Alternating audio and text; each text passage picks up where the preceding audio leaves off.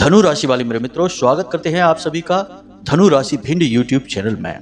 इस पूरे जुलाई के महीने में भूल कर भी नहीं जाना इन 3 स्थानों पर, वरना शनिदेव का भयंकर क्रोध आपके ऊपर बरसेगा और शनिदेव के साथ राहु, मंगल और शुक्र एक साथ आपके जीवन की हर एक खुशी, हर एक बरकत को, धन दौलत और संपत्ति को समाप्त कर देंगे।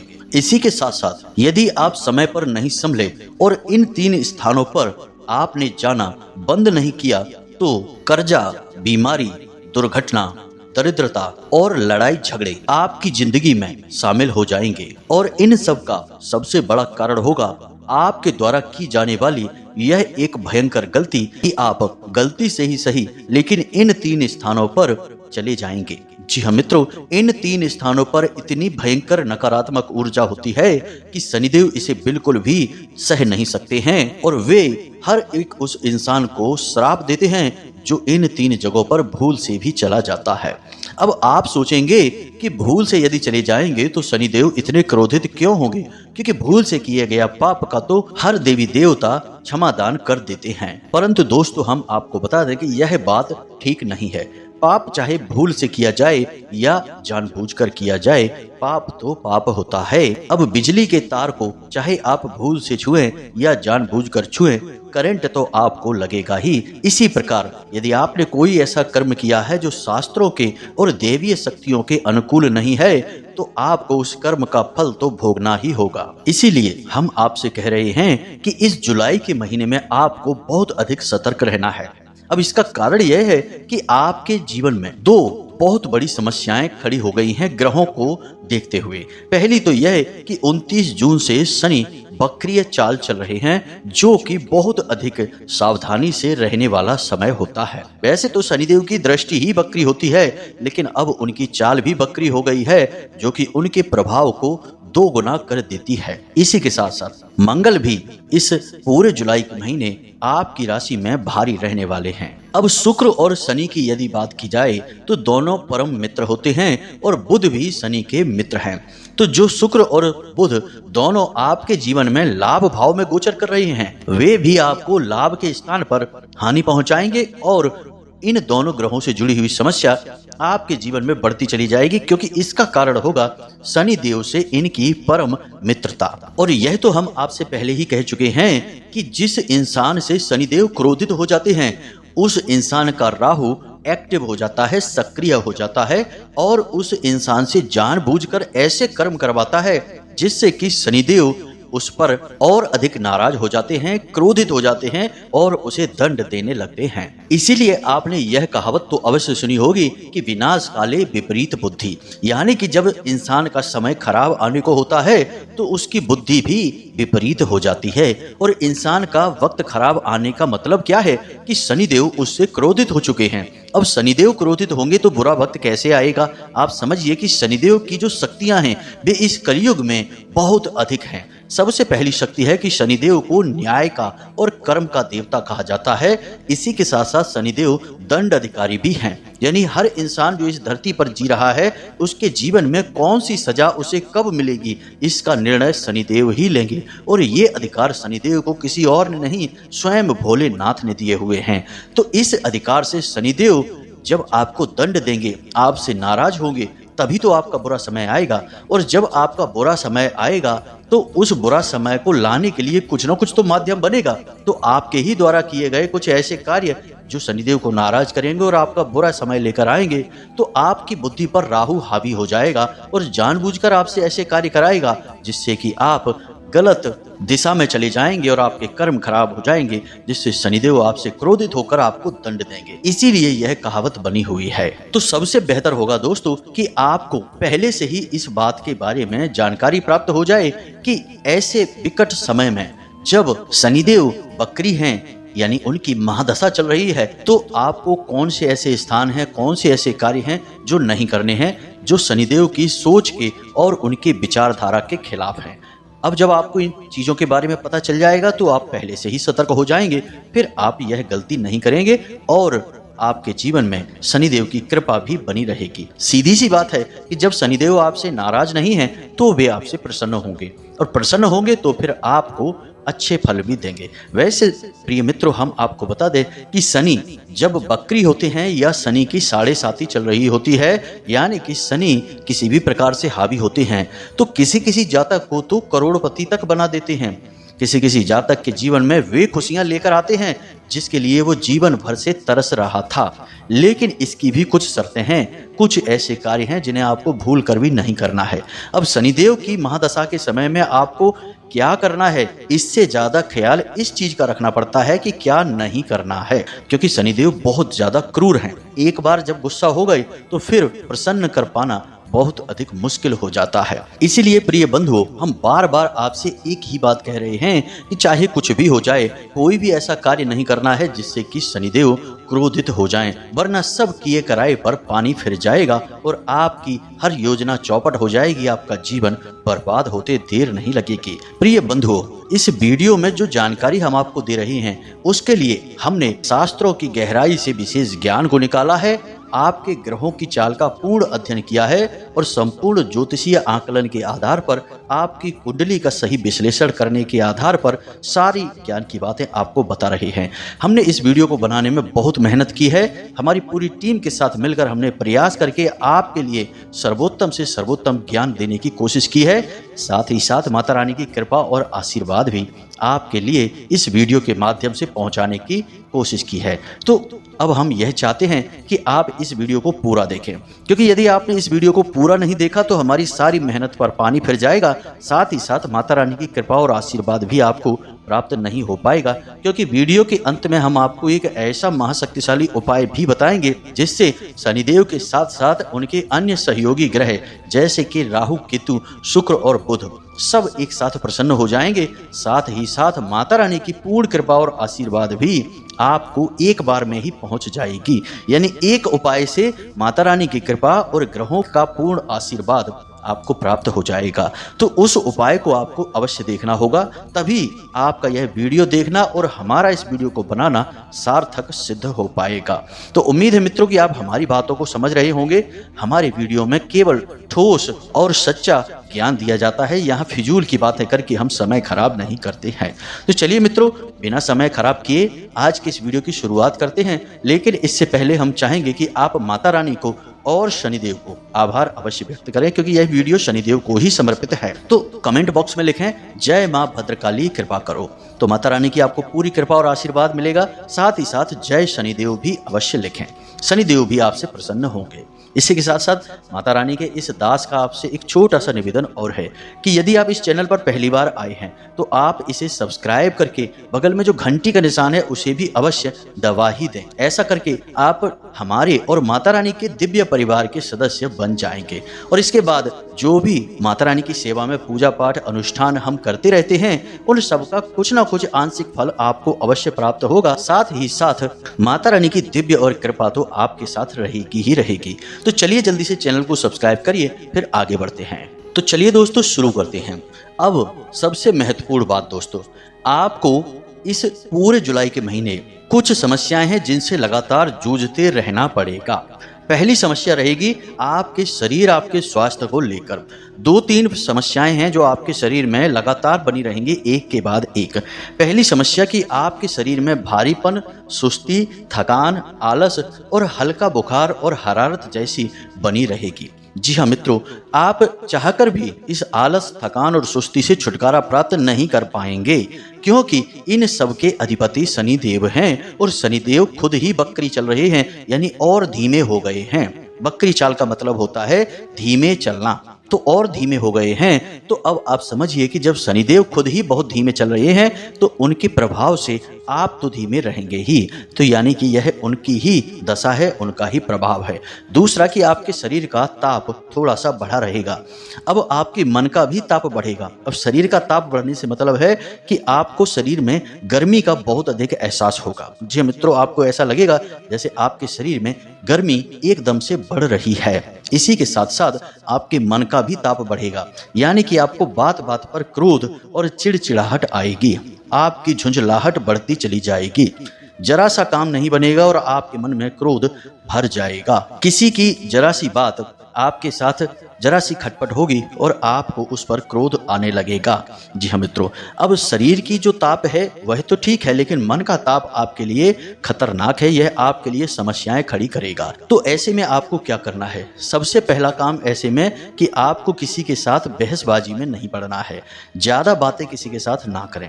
इस पूरे जुलाई के महीने सबसे बड़ी सावधानी और सबसे बड़ी सलाह आपको यही है कि आप अपने काम पर ध्यान दें। जो भी कार्य आप कर रहे हैं, काम धंधा व्यापार नौकरी जो भी कुछ आप कर रहे हैं, बस अपने काम पर पूरा फोकस बनाकर रखें।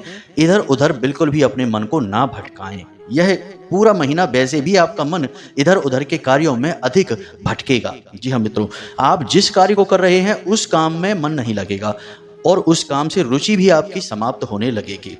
एक समय पर आपको ऐसा भी लग सकता है कि अब इस काम में कुछ भी नहीं रखा है, इसमें दम नहीं है, इस काम को छोड़ देते हैं, किसी अन्य कार्य को शुरू कर देते हैं जिसमें अधिक लाभ होगा। लेकिन यह आपका वहम है, शनिदेव का प्रभाव है, इसे आप मानकर चलिए।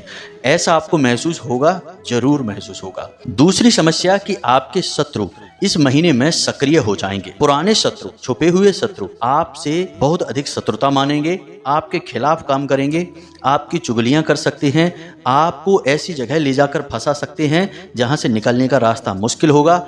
या फिर आपके छुपे हुए शत्रु जो अपनों में ही हैं, वे आपको ऐसी योजनाओं में, ऐसी तरकीबों में फंसाने की कोशिश करेंगे जहां आपका समय और पैसा दोनों बर्बाद हो जाएगा। तो क्या कर रहे हैं आप सबसे पहली चीज कि किसी पर भी अंधा विश्वास ना करें, आंख बंद करके किसी पर भी भरोसा ना कर लें। दूसरा कि किसी की सलाह से कोई भी कार्य ना करें। जी हाँ मित्रों, बेशक आप उसकी सलाह को मान लें, लेकिन पहले उसे अपनी बुद्धि, अपने विवेक से अच्छी तरह से परखें। कोई कह रहा है कि इस जगह पैसा लगा दो, बाजार में इस जगह व्यापार कर लो, ये इस जगह पैसा खर्च कर लो, इस चीज़ को खरीद लो, इसे बेच दो। अच्छी बात है, उसकी सलाह को आप सुनें, लेकिन उस सलाह को अच्छी तरह से मनन करें और जब आपको स्वयं को ठीक लगे तो ही उस कार्य में आगे बढ़ें। आंख बंद करके किसी की सलाह मानकर आगे बढ़ना आपके लिए बहुत अधिक खतरनाक हो जाएगा, क्योंकि वह आपके शत्रुओं के द्वारा बिछाया गया जाल भी हो सकता है जिसमें आप फंसकर रह जाएंगे। इस जुलाई के महीने में आपके कोई कानूनी विवाद यदि अटके पड़े थे तो वे कानूनी विवाद भी सक्रिय हो उठेंगे और उनमें भी कुछ ऐसी बातें उठकर सामने आएंगी जो आपको परेशान करेंगी। यानी कानूनी मामलों में भी आप उलझ कर रह सकते हैं। अब रुपए पैसे के लेन देन को लेकर भी समस्याएं हो सकती हैं। समय पर आप किसी का पैसा वापस नहीं कर पाएंगे और दूसरे भी आपका पैसा आपको समय पर दे नहीं पाएंगे, जिससे बाजार में आपकी छवि खराब होने लगेगी। लोग आपके बारे में नकारात्मक बातें करेंगे और फैलाएंगे, इससे आपकी छवि खराब होगी, इससे आपके हाथ में आए हुए सौदे भी निकल सकते हैं। तो थोड़ा इन सब बातों पर गौर करें और अपनी जो व्यापार की बातें हैं, अंदर की बातें हैं, उन्हें जग जाहिर ना होने दें। किसी से भी चर्चा ना करें कि आपके जीवन में, आपके व्यापार में कैसी स्थितियां बनी हुई हैं। अपने आप स्थितियां बिगड़ी हैं तो बन भी जाएंगी, आप प्रयास करेंगे तभी बनेंगी। किसी से बता देने से कुछ भी नहीं होता है, बस अपने रहस्य बाहर जरूर आ जाते हैं, जिससे बाद में फिर परेशानियां खड़ी होती हैं। अब सबसे बड़ी सलाह, आपको 3 काम हैं जो इस महीने में भूल कर भी नहीं करने हैं। पहला काम कि आपको क्रोध नहीं करना है। क्रोध आपको आएगा जरूर, चीजों पर, परिस्थितियों पर या अपने आप पर भी आ सकता है, तो क्रोध आपको नहीं करना है। दूसरा, किसी भी चीज की टेंशन नहीं लेनी है, हद से ज्यादा तनाव नहीं लेना है, चिंतन करना है, मंथन करना है, चीजों के बारे में विचार करना है, लेकिन टेंशन नहीं लेनी है। तीसरा कि भक्ति के मार्ग को नहीं छोड़ना है, यानी भगवान से आप जितना प्रेम करते हैं, उनकी जितनी भक्ति करते हैं, उसे ज्यों का त्यों बनाकर रखना है। जी हाँ मित्रों, यह आपके लिए रामबाण होगा।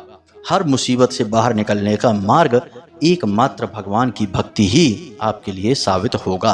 तो ये 3 काम आपको भूल कर भी नहीं करने हैं। हालांकि भगवान के प्रति क्रोध भी आपके मन में बढ़ सकता है, आपके मन में अनाप शनाप विचार भी आ सकते हैं कि भगवान क्यों आपको जानबूझकर परेशान कर रहे हैं, ऐसे विचार आपके मन में आ सकते हैं। तभी हम कह रहे हैं कि ऐसे किसी विचार को मन में ना आने दें। सब समय का फेर होता है, ग्रहों की चाल होती है, भगवान कभी किसी को कोई कष्ट नहीं देते हैं। तो इन सब बातों के चक्कर में ना पड़े, बस भगवान की भक्ति को मन में बसा कर रखेंगे। तो यह तो था आपका जुलाई का राशिफल। अब हम आपको बताते हैं उन 3 स्थानों के बारे में जहां पर आपको भूले से भी नहीं जाना है, गलती से भी नहीं जाना है, वरना आप बहुत पछताएंगे, क्योंकि शनिदेव आपके ऊपर भयंकर क्रोध बरसाएंगे और आप फंस जाएंगे। एक बार शनिदेव आपसे नाराज हुए तो फिर किसी भी देवी देवता की पूजा पाठ और किसी भी प्रकार के कर्म का सही फल आपको प्राप्त नहीं होगा, बाधाएं उत्पन्न होंगी। तो अब ध्यान से सुनिए, सबसे पहला स्थान वह है शनिदेव का मंदिर। वहां पर आपको भूल कर भी नहीं जाना है। अब आप सोच रहे होंगे कि यह हम क्या कह रहे हैं, यह तो बड़ी विचित्र बात हो गई। शनिदेव के मंदिर नहीं जाएंगे तो कहाँ जाएंगे? शनिदेव फिर प्रसन्न कैसे होंगे? तो अब ध्यान से सुनिए हमारे शास्त्र क्या कहते हैं। शनिदेव साधारण देवता नहीं है, सामान्य देवी देवताओं की तरह शनिदेव की पूजा नहीं होती है। इसीलिए आपने देखा होगा कि हमारे घरों में शनिदेव की कभी भी मूर्ति या फोटो नहीं रखी जाती है, इसका निषेध है। तो आपको क्या करना है, इसे ध्यान से समझिए, हमारी बातों को बस यूं ही मत समझना, हम गहराई से सारा ज्ञान आपको दे रहे हैं, इसे बिल्कुल कॉपी पेन लेकर नोट कर लेना। तो अब शनिदेव का ऐसा मंदिर जिसमें कि शनिदेव की मूर्ति है, इस मंदिर में आपको भूल कर भी नहीं जाना है, क्योंकि यह आज की नए जमाने की सोच का नतीजा है। बाकी शास्त्रों में ऐसा कहीं भी नहीं लिखा है कि शनिदेव के मंदिर में मूर्ति होनी चाहिए। जी नहीं मित्रों, शनिदेव के मंदिर में शनिदेव का शिला स्वरूप होता है। जी हाँ मित्रों, शनिदेव का असली स्वरूप शिला स्वरूप होता है। अब इसका शास्त्रों में कारण क्या है आप समझिए। शनिदेव को उनकी स्वयं की पत्नी ने ही यह श्राप दिया है कि जिस इंसान पर भी शनिदेव की दृष्टि पड़ेगी उसका जीवन बर्बाद हो जाएगा, यानी कि शनिदेव की दृष्टि बकरी हो जाएगी। यह श्राप उन्हें लगा हुआ है। और जब शनिदेव की मूर्ति होगी तो उसमें जो उनकी आंखें हैं और दृष्टि है वह तो हर आने जाने वाले इंसान पर पड़ेगी ही, और जब हर इंसान पर उनकी दृष्टि पड़ेगी तो उसका जीवन बर्बाद तो होगा ही। इसीलिए शनिदेव की फोटो या मूर्ति घरों में नहीं रखी जाती है, इसीलिए शनिदेव की दृष्टि से ठीक सामने पड़ने से बचा जाता है। अब आप समझिए कि किसी ऐसे मंदिर में आप चले गए जहां पर शनिदेव की मूर्ति लगी है और आपने जाकर शनिदेव की पूजा पाठ की, लेकिन शनिदेव की दृष्टि तो आप पर पड़ ही गई है। अब शनिदेव की दृष्टि का नतीजा क्या है? आपका जीवन बर्बाद हो जाएगा। जी हाँ मित्रों, यह बहुत गहरी बात है, शास्त्रों से ली गई है, कोई सामान्य बात नहीं है, लेकिन लोग इसका मतलब शायद समझ ही नहीं पाएंगे, इसीलिए वे हमारी बात को हल्के में ले लेंगे। तो अब आप ऐसे में क्या करें? शनिदेव के ऐसे मंदिर में जाइए जिसमें शनिदेव का शिला स्वरूप विद्यमान है, वही असली स्वरूप है। दूसरा कि शनिदेव के मंदिर में जब आप प्रवेश करते हैं तो सीधे यूं ही प्रवेश नहीं कर जाना है, अपने हाथों को पीछे रखकर कैदियों की तरह, मुजरिमों की तरह आपको प्रवेश करना होगा, क्योंकि शनिदेव की दृष्टि में दुनिया का हर इंसान किसी न किसी गलती की वजह से एक गुनहगार है। तो गुनहगार की तरह ही आपको जाना होगा, शनिदेव से आपको क्षमा मांगनी होगी हर उस कार्य के लिए, हर उस गलती के लिए जो आपने अनजाने में की है या जानबूझकर की है। तो आपको एक गुनहगार की तरह अपने हाथ पीछे करके सिर झुकाकर जमीन की ओर देखते हुए जाना है, न कि सीधे शनिदेव की दृष्टि से दृष्टि मिला लेनी है। अब आपको जाकर सामने खड़े नहीं होना है शनिदेव के, अंदर मंदिर में जाकर बाईं ओर या दाहिनी ओर, कोशिश करें कि बाईं ओर, मूर्ति के बाईं ओर खड़े हों या शिला स्वरूप के बाईं ओर खड़े हों। इसी के साथ साथ जितनी भी पूजा पाठ शनिदेव की करें, सिर झुकाकर आंखों को नीचे रखकर ही करें, और सारी पूजा पाठ समाप्त होने के बाद भी आपको सिर ऊपर नहीं उठाना है। इसके बाद आपको उल्टे पैर वापस आना है। शनिदेव को अपनी पीठ भूलकर भी नहीं दिखानी है, उल्टे पैर उसी प्रकार हाथ अपने पीछे रखकर और सिर झुकाकर कंधे नीचे करके वापस चलना है और मंदिर से बाहर निकलना है। लेकिन यह भी आप वहां करेंगे जहां पर शिला स्वरूप विद्यमान है। यदि मूर्ति स्वरूप है तो आपको उस मंदिर में जाना ही नहीं है, वहां पर तो जाना ही निषिद्ध है। अब यदि ऐसा कोई मंदिर है ही नहीं जहां पर शनिदेव का शिला स्वरूप विद्यमान है, क्योंकि आजकल तो फैशन का जमाना है, मंदिरों में भी फैशन हो गई है भगवानों के नाम पर, तो शायद ऐसा कोई मंदिर ना हो आपके आसपास। तो ऐसे में आप क्या करें? तो ऐसे में आप किसी ऐसे मंदिर में जाइए जहां पीपल का वृक्ष स्थापित होता है, लगा होता है। तो पीपल का जो वृक्ष है उसे भी शनिदेव का स्वरूप ही माना जाता है।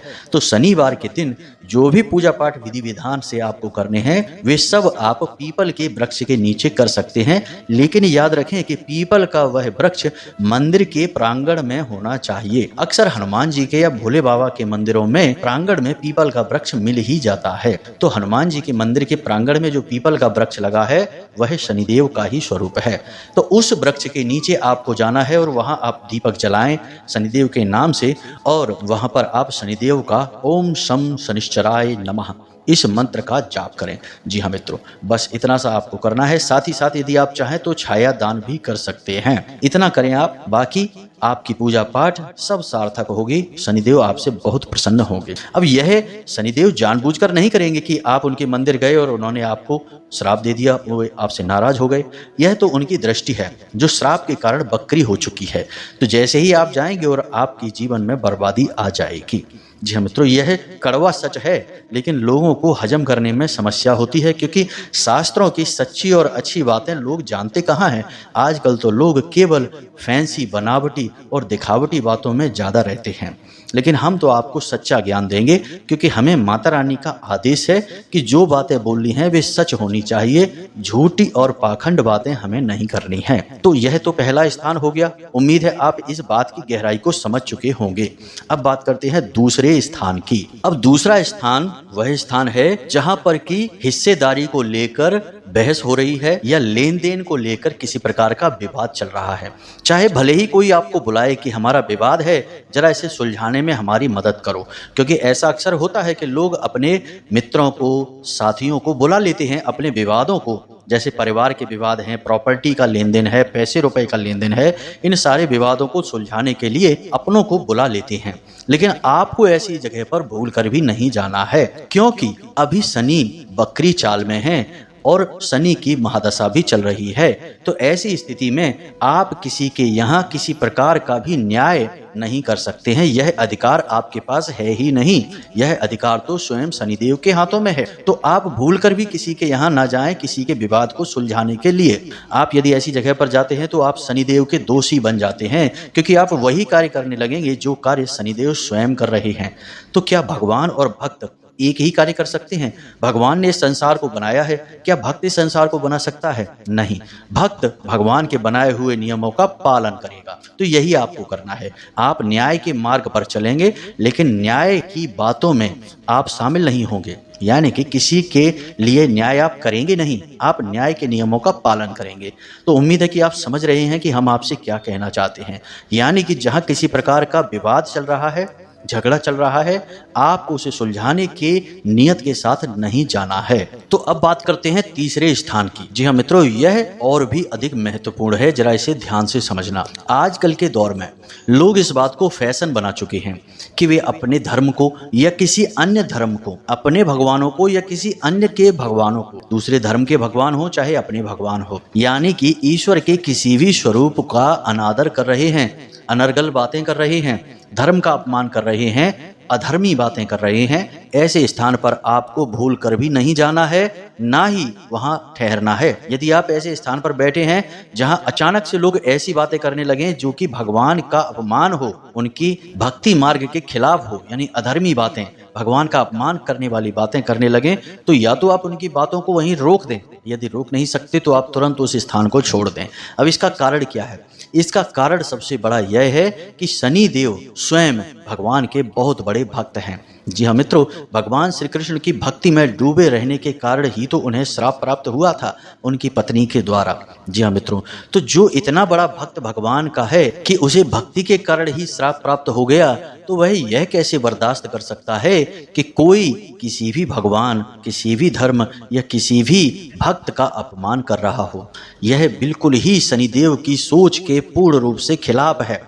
तो आपको भूल से भी ऐसे स्थान पर नहीं जाना है जहां लोग ऐसी बातें करते हैं, जहां लोग इस तरह की विचारधारा का समर्थन भी कर देते हैं कि वे कह दें कि हाँ ठीक है, ये भगवान तो ऐसे हैं, वैसे हैं, ये है, वो है। ऐसा यदि कोई कह भी देता है तो आपको उस इंसान का साथ भी तुरंत त्याग देना है। और यदि आप ऐसा नहीं करते हैं, आप सोचें कि हम तो नहीं कह रहे हैं, हमें क्या है, दूसरे ही तो कह रहे हैं, उन्हें कहने दो, क्या फर्क पड़ जाता है। यदि आप ऐसा सोच के वहां बैठे रहते हैं तो उस स्थान से उत्पन्न होने वाली दूषित ऊर्जाएं आपकी ऊर्जा क्षेत्र को भी दूषित करेंगी और आपके मन को भी दूषित करेंगी। इसलिए आपको उस स्थान को तुरंत छोड़ देना है, वरना शनिदेव का क्रोध आपके ऊपर बरसेगा ही। जी हाँ मित्रों, तो ये तो थी ये 3 स्थानों की बातें। अब हम आपको बताते हैं उस महाशक्तिशाली उपाय के बारे में। तो ध्यान से सुनिए इस उपाय को। मित्रों, यह उपाय एक मंत्र है और इस मंत्र का नाम है नवाड़ मंत्र। जी हाँ मित्रों, नवाड़ मंत्र बहुत ही शक्तिशाली मंत्र है और इस मंत्र में सभी दैवी शक्तियां यानी कि शक्ति के सभी रूप समाहित होते हैं। यह असल में माँ दुर्गा का विशेष मंत्र है, लेकिन इसमें माता दुर्गा के समस्त रूप जैसे कि माँ काली हैं, भद्रकाली हैं, चामुंडा हैं, छिन्नमस्ता हैं, कूष्मांडा हैं, जितने भी 9 देवियों के रूप हैं सब इसी में समाहित होते हैं। तो यह देवी शक्ति के लिए बहुत ही शक्तिशाली मंत्र है।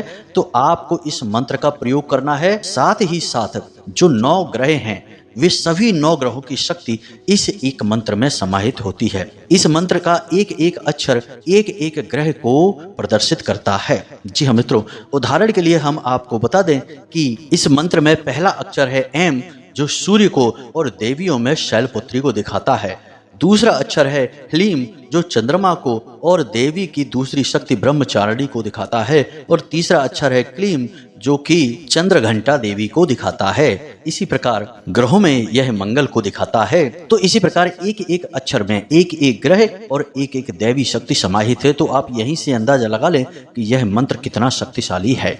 तो अब आपको क्या करना है यह ध्यान से सुनिए कि आपको किसी भी शनिवार के दिन बाजार से एक नारियल लाना है, लाल कपड़ा और लाल धागा लेकर आना है, लाल रंग का ही प्रसाद और लाल पुष्प लेकर आना है।